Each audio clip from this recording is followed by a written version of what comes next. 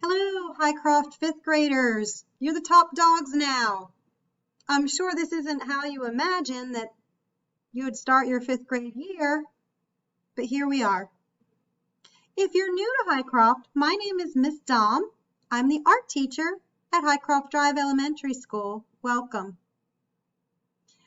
I made this video to talk a little bit about how we're going to be doing art to start off the year. Whether you're in the virtual academy or if you're going to be joining us in the building on modified plan B when it's safe for us to be together in the classroom.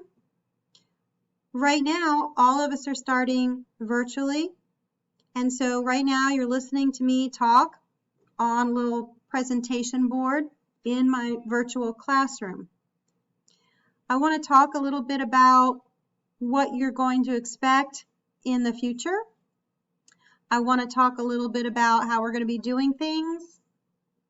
And also for those of you that are going to be doing the virtual academy for the entire school year, if you have a face jug and you want to come pick it up from the school, please send me an email and we can make arrangements to do that. Now, I want to ask that it only be those of you that were here last year and are not coming back to the building for in-person teaching for the remainder of the school year. So if you are virtual academy just for the first semester, or if you are in plan B, you can get your face jug and paint it if you didn't get to paint it when we get back into the building. So this is only for people who are doing virtual academy for the rest of the year. We can make arrangements for you to pick up your work. I wasn't expecting to not see you this year, so I apologize if you have to go out of your way to get it. So how are things going to work this year? It's going to be a little bit different than what we did last year. If you remember last year, what we did is we went on to the website for the specialists, and then you had a choice board and you could choose one of the lessons that I created, and they were more like units to explore different concepts in art or styles of art or particular artists, and they were sort of generic for everybody. This year, each grade level is going to have their own classroom, and you'll have your own assignment, which I will post on the whiteboard in the classroom. And then I will have a video similar to the one you're looking at right now, or possibly a slideshow that is linked to that little easel that you see me on right now. Okay, so those are two places you need to look to figure out what you're going to be doing for the week. And every week that's going to change. Now also in my little virtual classroom, you can see on your right hand side there's a little cartoon of me, and above my head you will see a color wheel, and that is linked to my website. So if for some reason you missed some of the lessons that I made last year, good news, they're archived on my website.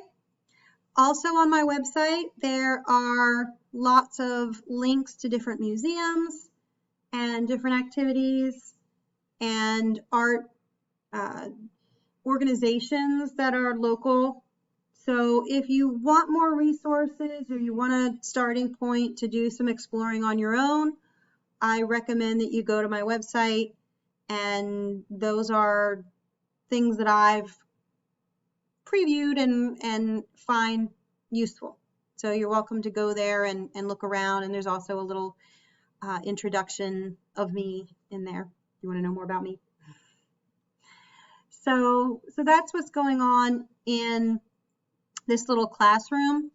If you would like to do the virtual gallery again this year, I will link the virtual gallery somewhere in the classroom, and I'll let you know where that is when I do that. I haven't gotten that started yet because today's your first day. But if you would like to share your artwork with the rest of the students in the school, we can go ahead and do that online gallery just like we did last year. That was kind of fun. I would like you to keep the artwork that you make. Right now, we don't have any way within our Google Classroom for turning things in, but that might change. So just hang on to your artwork, or another way to sort of archive what you do would be to put it into your digital portfolio. You can definitely start doing that right away. Now, you will need supplies for your art this year, and I was able to give you some supplies to get you started. Everybody in the school got a little art workbook. Now, this is more of a reference. So if your family went and picked up all of the supplies from your classroom teacher, you should have gotten one of these in your bag, along with some paper. And so the paper is for the art activities that we're going to be doing. So hang on to it, put it in a safe place, hang on to that workbook. If you want to decorate the front of it today, you can look through it, but we're not going to do anything in the book right away. And I am going to provide other things for you to do besides what's in that workbook when you come to this virtual classroom every week on Monday. So that's just a reference guide for you, something you can look over, something that I'll refer to as things progress. Other things that you're going to need for art this year, you definitely need a pencil.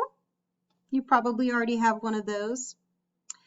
If you have markers or crayons, something to color with, you'll need that.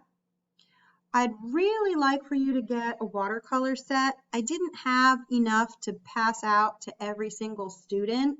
So if you don't have a watercolor set and you can't get a watercolor set, send me an email and I'll try and make arrangements for you to get some watercolors. Or if you don't have, say, crayons or other supplies, just let me know.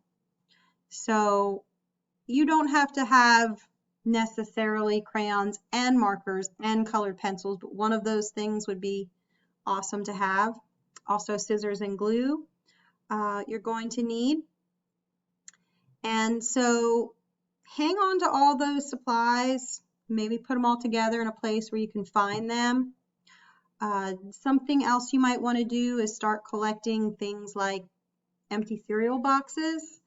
One of the lessons we're going to use those index cards, but we're going to be doing something three-dimensional, so if you want to expand on that, make it bigger, saving up some thinner cardboard, like the kind you would find in a cereal box, would be a good idea. But again, that's for the future, and I'll talk about that some more later. I just wanted to give you a heads up, so if you wanted to start saving things for future art lessons, I always think about when I'm recycling something or getting ready to throw something away, could I use this in my art? So if it has an interesting texture or an interesting color, I might save it to use later when I'm doing my own art activities or bring to school to use with you all. So that's something you might want to think about doing as you are preparing for the year. So today I don't have a specific art activity for you. This is me just sort of talking about what to expect and sharing with you the platform where you'll be doing your art. And again, things might change a little bit, but for right now, this little classroom is where you need to go. And I will have activities for you. So feel free to explore my website. Feel free to take a look at your workbook, decorate the cover if you'd like, and meet me back here next week, and we'll start doing some art projects. Again, welcome to the new school year. and I'll see you next week.